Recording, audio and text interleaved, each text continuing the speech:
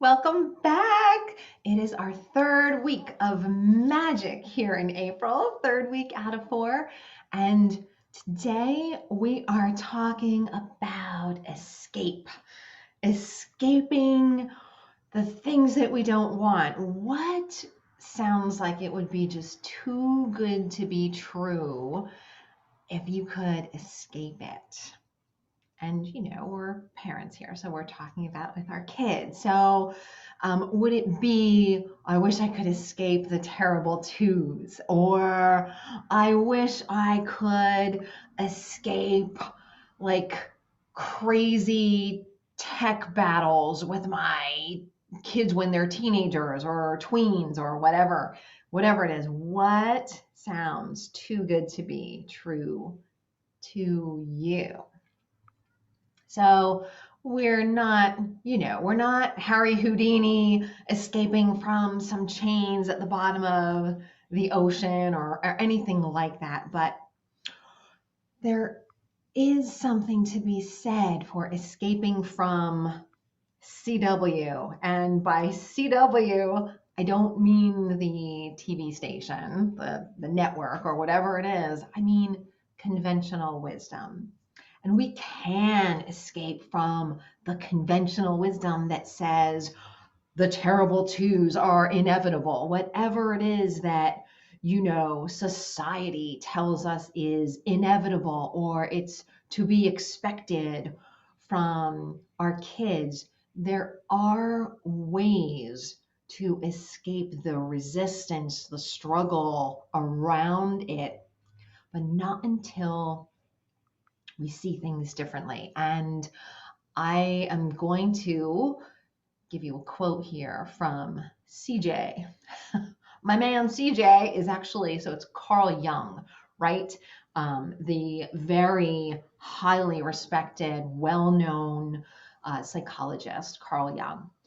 He said, whatever we remain unconscious to within ourselves, what we do with that is we project it onto others and we reject it in others. So again, it's hidden, right? It's unconscious to us. We're unconscious to it in ourselves. So it's like, oh no, that's not me. But so I'll give you, some examples here. I don't know if any of these will resonate, but so maybe you have labeled someone as sloppy or messy or grumpy or whatever it is. I have a friend who we used to shop at the same shopping center, go to the same deli counter, back when that was a thing that I would do every week. And she would say to me, "Oh, they're so grumpy and so like nasty at the deli counter. Oh, and I went over there and they, made me wait and they this and they that." And I would reflect and I would think, and I would say too, like, wow, I had actually great experiences with that deli counter. And, it kind of goes with this Carl Jung around how you have it hidden to yourself. You're blind to something within yourself. So one day when I showed up in a bit of a pissy mood, frankly, to that deli counter, I had the same experience of just, nobody really wanted to wait on me. I could tell, and they were short with me. And I waited a little longer than I usually do, did not have a great experience. I brought something into it, and what I saw was the external, right? So that's what Carl Jung is talking about here. And that happens when we essentialize people. Now I wasn't necessarily essentializing the deli counter before I walked in, but I was bringing something with me for sure. But my friend did expect to have a negative experience at the deli counter, right? I have a couple of other experiences where, At one point, I was doing some labeling within my own household around grumpiness. And that was the experience that I kept on having with that person in my house, that they were just grumpy, grumpy, grumpy. I was like affirming my own expectation, right? It was like a self-fulfilling prophecy.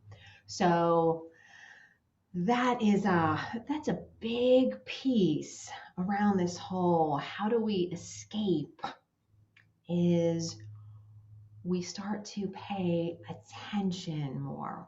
What are our expectations? What am I expecting unconsciously here? And if I can start to bring that up into awareness, then what seems too good to be true has a much better chance of coming into the world and into fruition, because I am not expecting that phrase, the terrible twos, the grumpy tween, um, the terrible customer service at the deli counter, whatever it is. So let's pay attention to whatever expectations we have that might be way back here in the back of our minds, and see if we can just move them a little bit forward and shine a little bit of a light on them and see what happens. I would love to hear what happens for you. I shared a little bit of what happened for me with the deli, but I would love to hear what happens for you. So you can do that in our Facebook group or send me an email. I look forward to sharing another magic episode, our last one, next time. Until then, bye for now.